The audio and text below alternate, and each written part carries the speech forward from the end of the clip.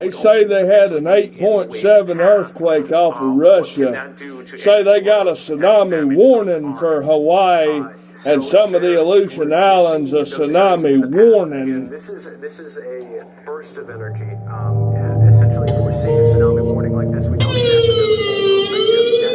We've talked about it countless times. We've talked about swing strikes, and we've talked about thrust faults.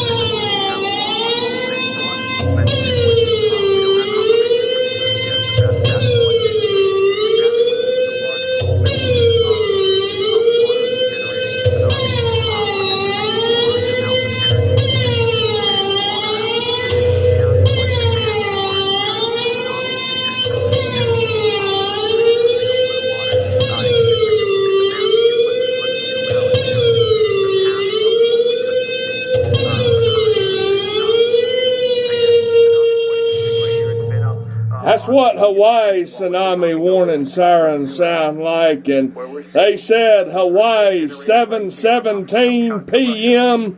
the time in Hawaii. Areas like the tsunami warning